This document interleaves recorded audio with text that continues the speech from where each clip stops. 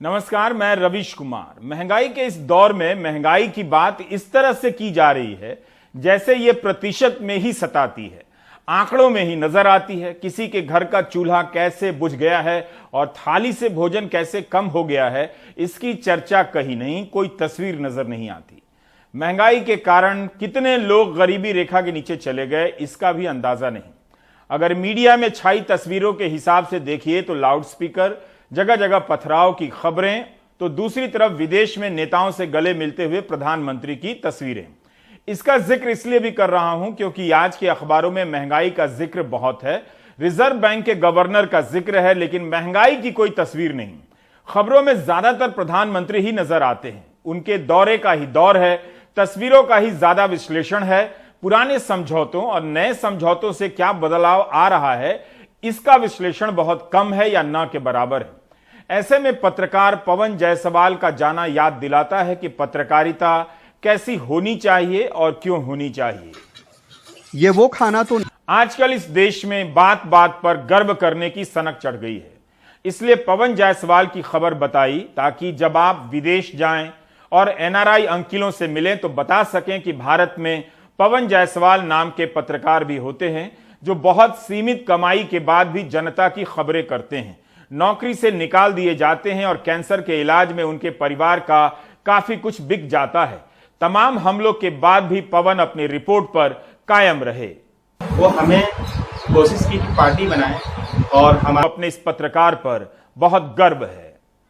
वह जुझारू प्रवृत्ति स्वतंत्रता की रैंकिंग भारत की सरकार भले न स्वीकार करे कि विश्वगुरु के यहां प्रेस की स्वतंत्रता दुनिया में 150वें नंबर पर है, लेकिन इस्टोनिया नाम के देश ने खंडन नहीं किया, जिसे प्रेस की स्वतंत्रता की रैंकिंग में दुनिया में चौथा स्थान प्राप्त हुआ है। पिछली बार इस्टोनिया 15वें स्थान पर था, लेकिन इस बार पूरी दुनिया में चौथे स्थान पर आ गया है। इस्टोनिया में 1857 से एक अखबार चल रहा है जिसका नाम पोस्टाइमीज है, मतलब पोस्टमैन। एक और अखबार है जिसका नाम तरबीजा है, मतलब आधिकारिक जर्नल। यह अखबार 1901 से चल रहा है। इस्टोनिया के अखबार का जिक्र हुआ है तो एक घटना का भी जिक्र करना चाहिए जिससे अंदाजा मिले कि वहां क्या हो रहा है और किस तरह से वहां के अखबार रिपोर्ट कर रहे हैं।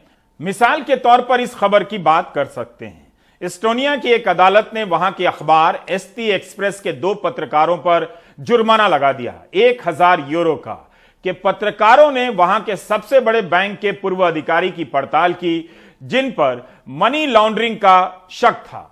कोर्ट ने माना कि खबर में जो तथ्य दिए गए थे वे सही हैं, लेकिन राष्ट्रहित में नहीं छापा जाना चाहिए था। भारत में इस तरह के कई प्रकार के हित पैदा कर दिए गए हैं खबरों को सेंसर करने के लिए। तो एस्टोनिया के कोर्ट के आदेश के बाद भी अखबार ने लिखा कि अदालत तय नहीं करेगी कि मीडिया किस मुद्दे को जनता के सामने लाए। अखबार अपनी बात पर अड़ा रहा कि उनकी रिपोर्ट सही है। अखबार ने यह भी कहा कि कोर्ट कैसे तय कर सकता है कि मीडिया क्या छापे और क्या नहीं। इससे पता चलता है कि वहां का मीडिया कितना स्वतंत्र है और अपनी स्वतंत्रता के लिए कितना निर्भीक है। कोर्ट के आदेश के बाद भी इस अखबार ने लेख लिखा और अपने प्रेस होने का एहसास भी कराया, जिससे आपको अंदाजा मिलेगा कि वहां का मीडिया अदालत के सामने भी रीढ़ सीधी कर सकता है। अब लौटकर आते हैं उसी महंगाई पर। होम लोन कितना बढ़ने वाला है।